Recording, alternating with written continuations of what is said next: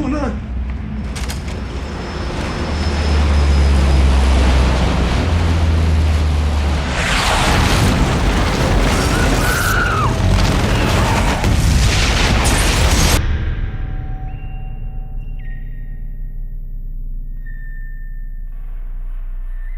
Dans un futur imaginaire, le royaume de Volonia compte près de 10 millions d'habitants. Vranivik en est la capitale. C'est de là que règne son roi, Édouard VI. Les Voloniens sont des royalistes convaincus. La Fédération du Sud, quant à elle, est une dictature militaire. Marcus dirige la FDS comme il dirige un camp militaire avec fermeté et un profond sens du devoir. Ce n'est pas un fanatique, il est apprécié de ses hommes et de son peuple. La FDS prône des valeurs telles que la volonté, le courage et le dévouement à la patrie. Voilà longtemps que les velléités expansionnistes de son voisin, la Fédération du Sud, inquiètent le roi et son état-major en Volonie.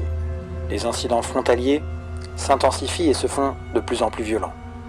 La FDS cherche un prétexte pour légitimer une action militaire d'envergure. Depuis des mois, le gouvernement se prépare à la guerre, mais que peuvent les forces voloniennes face à un adversaire capable d'aligner 10 fois plus de tanks, d'avions et de fantassins? Toutefois, les civils de Volonie supportent les combattants. Une propagande intense, diffusée par le gouvernement à travers les médias, cherche à mobiliser les esprits en faveur du conflit et fait appel à l'énergie des populations pour leur survie. Un groupuscule, né de cette révolte, nommé les Wolverines, voit le jour et mène la vie dure à la FDS. Bienvenue dans Red Dawn. Salut les gens, bienvenue dans ce Ritex numéro 2, l'opération Red Dawn par Kaboom Airsoft qui s'est déroulée le 3-4 octobre 2020. Petit avant-propos, avant de rentrer dans le vif du sujet avec ce Ritex, première chose, effectivement il y a au moins 5-6 semaines entre le moment où j'ai fait cette opération et maintenant, ce qui fait que le délai est assez important et de l'eau a coulé sous les ponts.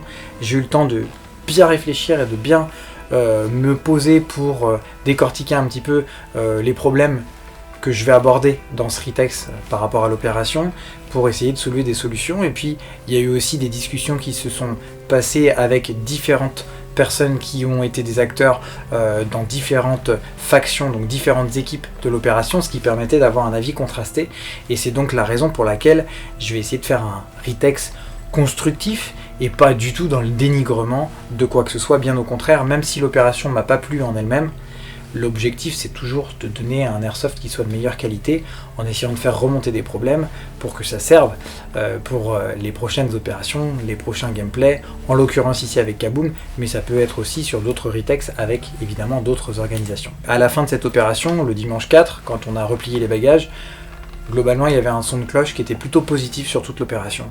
Alors que moi et ma team, on était beaucoup plus sceptiques et beaucoup plus frustrés de ce week-end qu'on avait passé sur l'opération. Donc c'est un point de vue qui est personnel. Je ne dis pas que tout le monde va voir forcément l'opération comme nous l'avons vécu, mais en tout cas ça nous permet d'apporter un petit peu d'eau au moulin, comme on dit. Et je ne remets pas du tout en cause l'association et l'organisation en elle-même, hein, je vais en parler un petit peu, puisque Kaboom Airsoft, c'est des personnes que j'apprécie beaucoup, qui sont on va dire des camarades de jeu, des amis, et avec qui je prends plaisir à jouer, il n'y a aucun problème là-dessus. C'était la première fois que je faisais une opération de 24 heures chez Kaboom Airsoft, et il me semble que c'était seulement la deuxième qu'ils organisaient. Celle d'avant c'était Shelter 330, puis est venue ensuite celle-ci qui est basée sur l'univers scénaristique et cinématographique de L'Aube Rouge, ou bien Red Dawn en anglais, qui est un film dont il y a eu un remake il y a peu de temps. L'organisation logistique globale est toujours très bonne chez Kaboom, et là-dessus je pense qu'il faut le mentionner, c'est pas quelque chose qu'on peut laisser de côté, il faut le remarquer. C'est toujours très agréable d'arriver dans un cadre qui est chaleureux, avec un accueil carré, ponctuel et cadré. C'est supervisé, on est sous la responsabilité de chef d'équipe, d'un commandement qui est plus ou moins déjà mis en place dès notre accueil, dès notre arrivée, et on sait vers quoi on va aller. C'est carré, c'est cadré et c'est timé. C'est-à-dire qu'il n'y a pas de temps mort où on attend que ça se passe. On est prêt à telle heure, on est briefé à telle heure, on a notre dotation à telle heure, et puis après on part sur les différents événements programmés à telle heure. Il y a toujours chez Kaboom Airsoft, c'est le deuxième point de cette première grande catégorie, un énorme effort pour tout ce qui va être l'organisation logistique sur le terrain. En l'occurrence là les commodités, hein, tout ce qui était par exemple toilettes, sanitaires, là il y avait des toilettes sèches, donc sans chasse d'eau à eau. C'est quand même très appréciable d'avoir des toilettes et pas d'aller creuser son petit trou dans la forêt. Là en l'occurrence, en pleine épidémie de Covid, on y est encore, mais à l'époque on n'était pas encore confinés, malgré tout on devait régulièrement se laver les mains et se désinfecter autant qu'on pouvait, et il y avait de l'eau et du savon à disposition, du coup avec ces sanitaires qui étaient mis en place par du coup l'organisation qui avait fabriqué carrément ces lavabos, ces toilettes sèches. Personnellement je trouve que c'est vraiment un gage de confiance pour Kaboom Airsoft. On y va, on sait où on va. Il n'y a pas de mauvaise surprise sur le terrain. Donc le terrain est propre. On vous dit vous pouvez dormir dans les combles d'un bâtiment. Bah effectivement on peut bien dormir dans les combles d'un bâtiment. C'est sec, c'est campable. Il n'y a pas de courant d'air, il n'y a pas d'eau qui nous tombe sur la figure.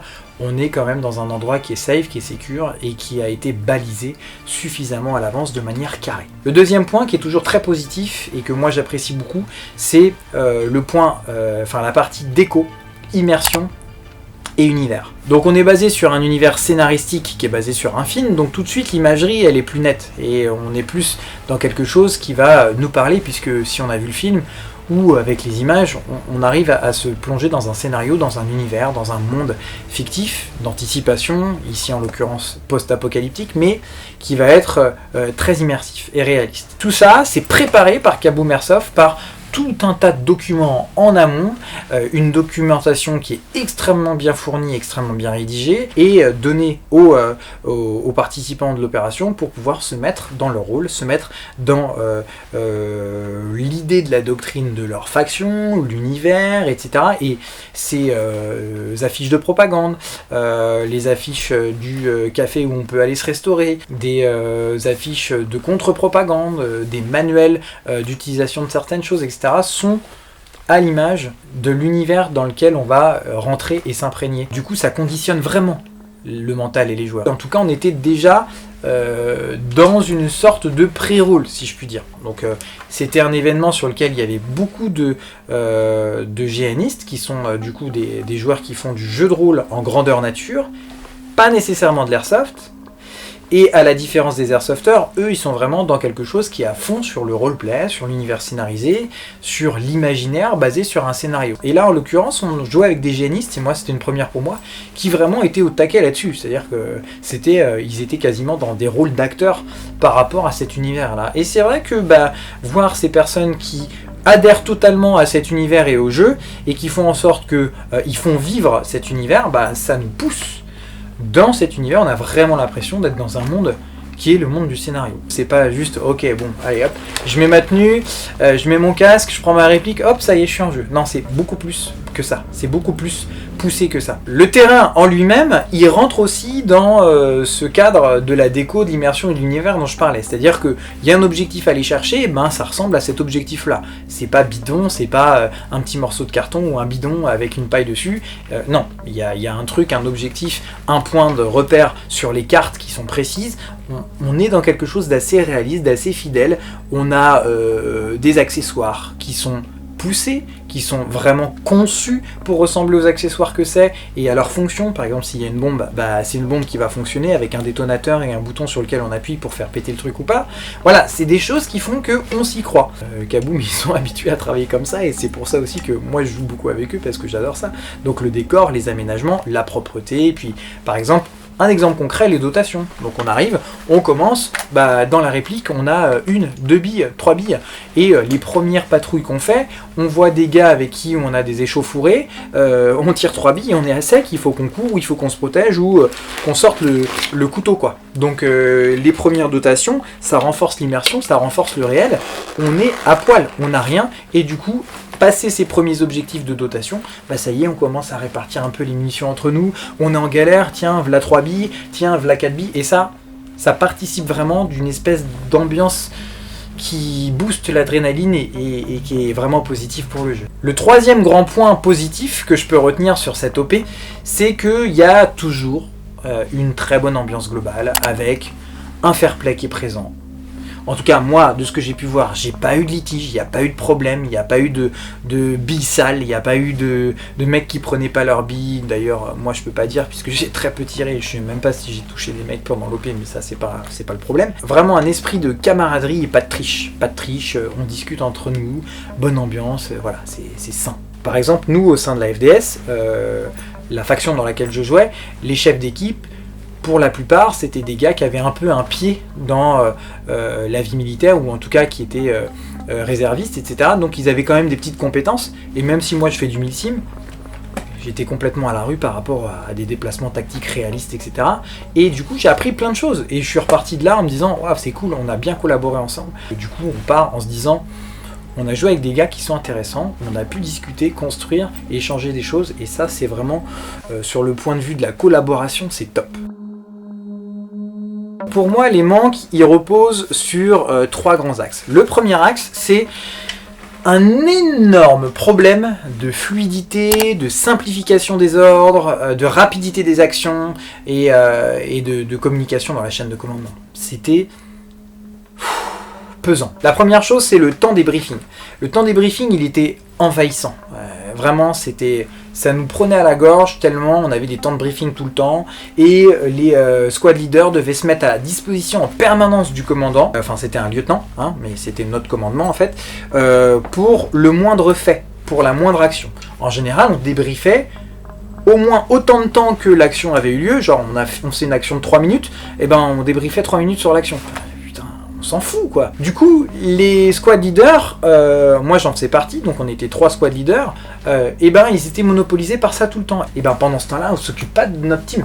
Et il peut y avoir des failles dans le dispositif, voilà, on est pris par autre chose. Bon, je comprends, hein, c'est bien de faire des briefs pour essayer de régler les problèmes au fur et à mesure, mais il y a des temps choisis pour le faire. Et là, c'était perpétuel.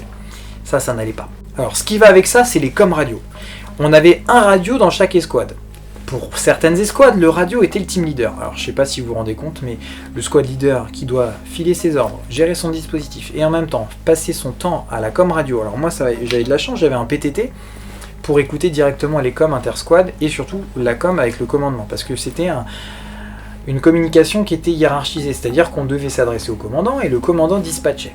On n'avait pas le droit de communiquer entre nous. Alors ça c'est pareil, j'ai pas trop compris pourquoi, parce qu'il y avait des moments où il fallait qu'on s'organise en inter-squad, et pendant ce temps-là, on est là, ouais, ok, d'accord, ouais, d'accord, faut que je vous laisse, mais en fait, non, tu peux pas laisser, puisque t'as la com à la radio.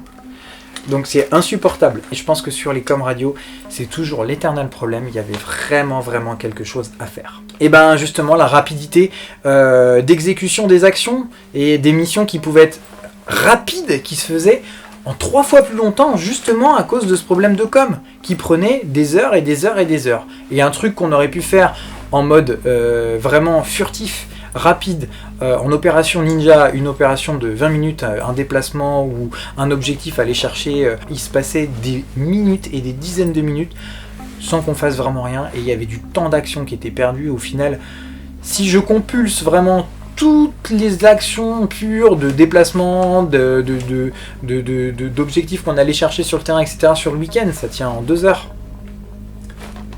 Voilà.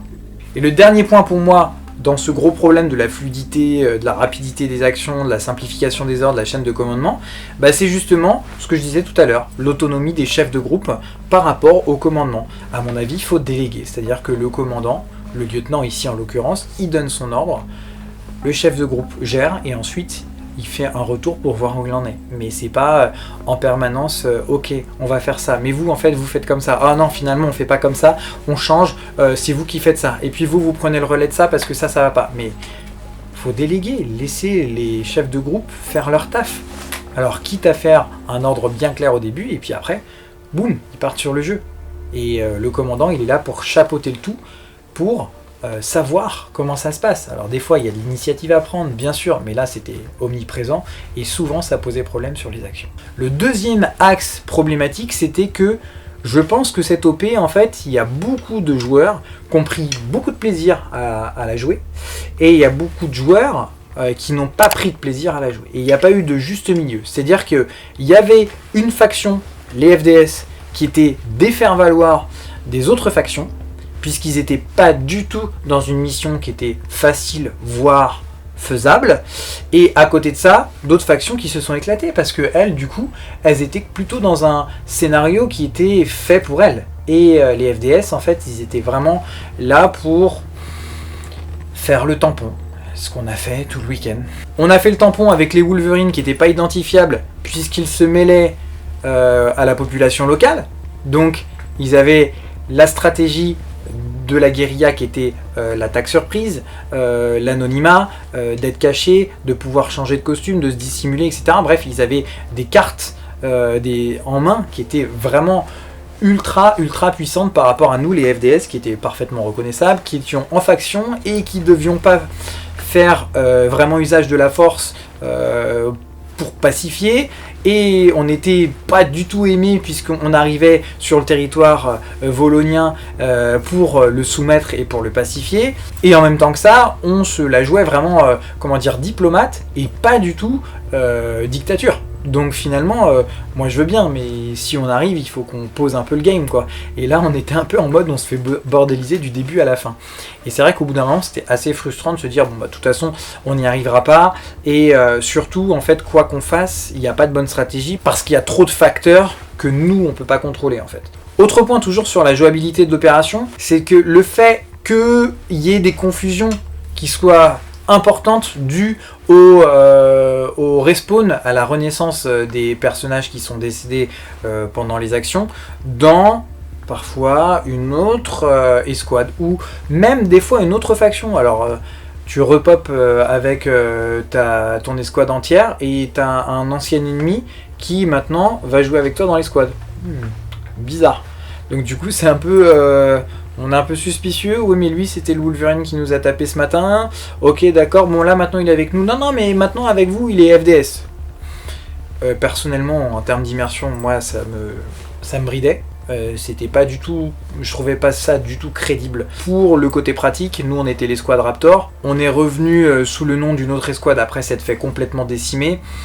On aurait pu rester Raptor tout le week-end. Qu'est-ce que ça changeait? Ça, c'était peut-être quelque chose de plus lisible. Et par rapport du coup à ce que je disais, on en avait marre d'être FDS à la fin. Il y en a même qui nous ont trahis à la fin et qu'on avait marre des commandements qui étaient donnés par le lieutenant et qui se sont retournés contre les FDS et qu'on rejoint le rang des rebelles pour foutre sur la gueule des FDS. Bon, alors je juge pas leurs actions, ils ont peut-être eu raison de faire ça parce que clairement ils en avaient marre, et franchement je comprends qu'ils en aient eu marre parce que c'était franchement chiant à la fin.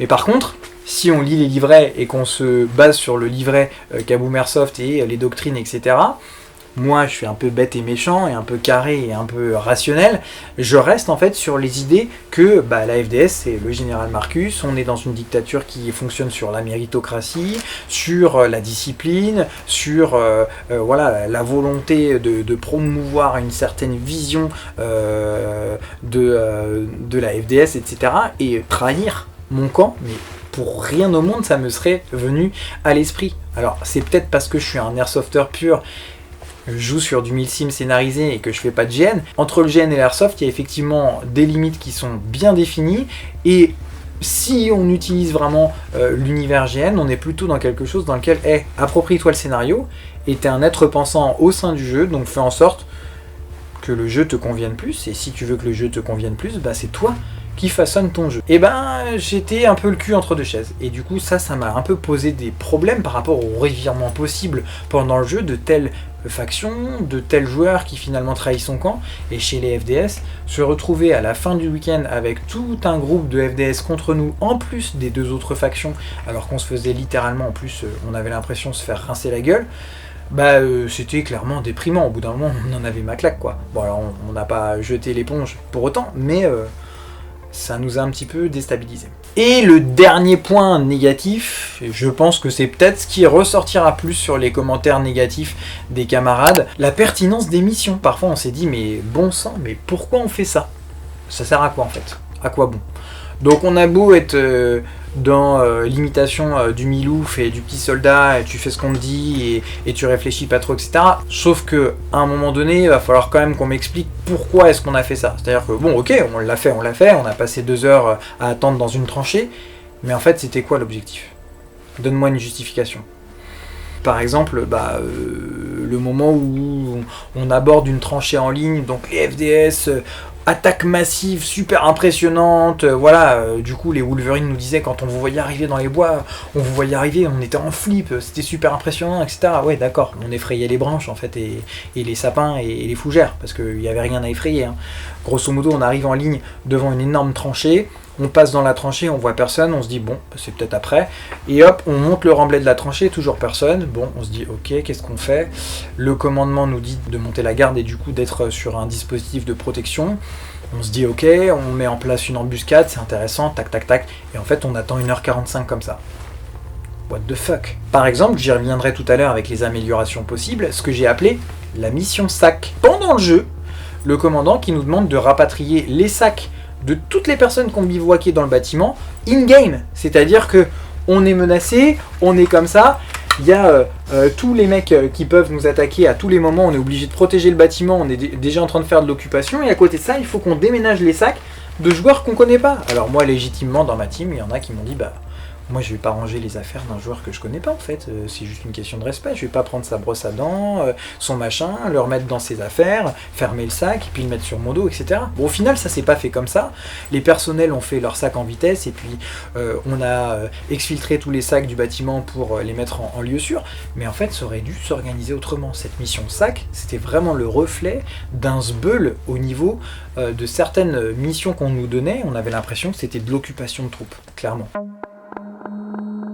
Mais soyons positifs, les améliorations possibles par rapport à ces problèmes que j'ai constatés. Le premier gros point pour moi, c'est essayer de faire un rappel sur les doctrines et sur les lignes de conduite des factions. Comme je le disais, bon, vous êtes FDS, on a été conditionné par tout un tas de documents, tout un tas de propagande les semaines avant, on est à fond dans notre truc, on est FDS, on reste FDS jusqu'au bout. Ou alors, si vraiment j'en ai ma claque, je peux déserter, aller signer chez les Wolverines, et puis après je les tues dans le dos en faisant semblant que je suis un FDS. Mais bon, franchement, c'est un peu facile de faire ça quand même. Après, c'est mon point de vue, encore une fois, faut en débattre, il faut en discuter. D'ailleurs, les commentaires sont là pour ça, n'hésitez pas. Deuxième grand axe. Par exemple, si je reviens sur la mission sac, dégager des temps dans l'opération pour faire en sorte qu'il y ait des missions type utilitaire comme ça, puisque c'était vraiment de l'utilitaire, qui soit dégagé du temps de jeu en lui-même pour faire un temps hors game dans lequel tu es toujours dans l'immersion, dans le scénario, dans l'univers, tu es en tenue, etc. Mais pendant lequel tu peux pas te faire avoiner, t'es pas comme ça en mode super stressé, etc. T'as pas ta réplique. Ok, on vous dit début du jeu à partir de 9h. Par contre, réveil des troupes à 7h30 ou je ne sais quoi. Et de 8h à 9h, rangement des pactages. On sort les pactages de la zone de jeu et hop, vous enchaînez directement, il n'y a pas de temps mort, on est dans le in-game, à partir de 9h00, vous avez un appel, un truc sonore, ou bien une annonce qui est faite au micro, ou je ne sais quoi, et ça déroule. Et là, comme ça, tout le monde est au carré, celui qui est encore en train de dormir avec la bave, là, à 8h30, tant pis pour lui, il est à la traîne, c'est à son chef de groupe de faire en sorte de le sortir du truc. Mais voilà, c'est temps aménagé pour pas faire en sorte qu'on ait une mission sac, là, bizarre. Et le dernier point d'amélioration que, à mon échelle, je pourrais suggérer, développer la cohérence et les entraînements inter-squad, avec les squads regroupés en elles-mêmes, interfaction ou au niveau de la chaîne de commandement, de la chaîne de communication, en amont de l'opération. Ça nous sert à arriver en nous connaissant un peu plus, en ayant réglé certains problèmes à l'avance et que justement on ait une fluidité de jeu avec certains problèmes que j'évoquais dans le retext qui soient d'emblée réglés au début de l'opération. Deux solutions possibles à mon avis. La première solution possible, c'est quoi ? C'est ce que Kaboom propose très souvent, un drill avec un badass workshop ou un atelier de perfectionnement pour préparer l'opération. Manque de chance, il y en avait un qui était prévu, trop peu de personnes ont répondu, moi j'étais ultra chaud pour le faire, j'étais inscrit, etc. Et puis finalement ça s'est pas fait. Réunir tout le monde à une date avant, c'est compliqué. Donc ça c'est la première possibilité, mais dur. La deuxième possibilité du coup, ce serait de faire venir tous les participants à l'opération, tous les joueurs de toutes les factions, un petit peu avant sur le terrain. Alors je m'explique. Il y a le samedi, il y a le dimanche. Ce qui pourrait être bien, c'est par exemple de faire venir les personnes dès le vendredi soir. C'est le cas pour certaines personnes qui viennent sur le terrain en reco, qui campent avant, etc. sur le terrain. Là, ça permettrait quoi ? Ça permettrait une arrivée pour tous les joueurs le vendredi soir, soirée conviviale, agréable, tout le pactage est installé, tout le matos est déplié, on est déjà plus ou moins prêt pour le lendemain, et en fait le lendemain, on enchaîne directement avec le jeu. On est déjà sur place, on gagne des minutes et des heures de jeu précieuses. Et pour revenir à ce point du drill que j'évoquais juste avant, et ben justement, ça pourrait être l'organisation suivante qui pourrait se mettre en place le samedi matin. Ça pourrait être un temps ménagé spécialement pour le drill. Donc, vu qu'on est déjà sur place le samedi matin, on est déjà plus ou moins prêt, ça va beaucoup plus vite, tout le monde est là, et on drill, et on fait des ateliers de cohésion, des ateliers de renforcement, des ateliers de communication pour régler les problèmes en amont de l'opération. Pour garder le samedi après-midi et le dimanche toute la journée pour jouer et que le jeu batte son plein et de manière optimale puisque les problèmes sont réglés au fur et à mesure du drill. Et après le drill, on fait un petit brief d'une demi-heure pour régler tous les éventuels problèmes qu'il peut y avoir. Et ça nous fait quand même le samedi après-midi et toute la nuit puisqu'on a arrêté le jeu à 1h. Et tout le dimanche, donc en fait quasiment 2 journées pleines de jeu. Et en même temps, on a drillé le samedi matin. Ça, c'est une possibilité parmi d'autres. Voilà, ce Ritex numéro 2 est terminé, un peu long certes. Merci d'avoir regardé la vidéo jusqu'au bout. Si ça vous a plu, n'hésitez pas à mettre un petit pouce vers le haut et à partager avec les personnes que ça intéresserait pour se mettre à cette vision un petit peu atypique de l'airsoft ou présenter un petit peu Kaboom avec une façon de jouer à l'airsoft un petit peu différente de ce qu'ils vivent d'habitude. Je vous dis à un très prochain Ritex. On ne sait pas quand est-ce qu'on rejouera sur les terrains avec le Covid, mais on espère que ça se tasse bientôt et on ne désespère pas. Et en attendant, je vous laisse avec la bande-annonce de Red Dawn. Ciao.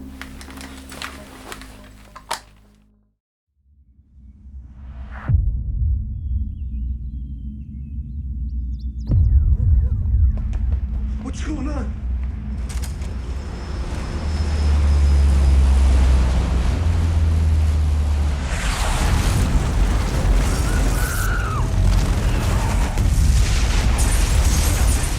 Take care of your brother, you hear me? Go now, go! Why are you still there? You are in a part of the country no longer controlled by the government of the United States. Boys, I love you both. Kill this piece.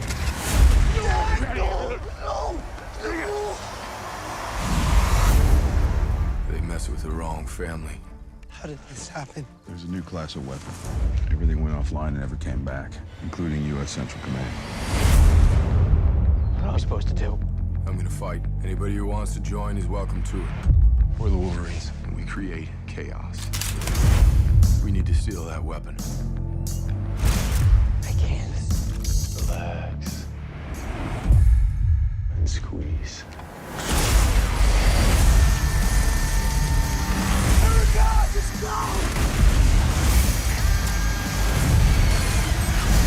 We inherited our freedom. Now it's up to all of us to fight for it.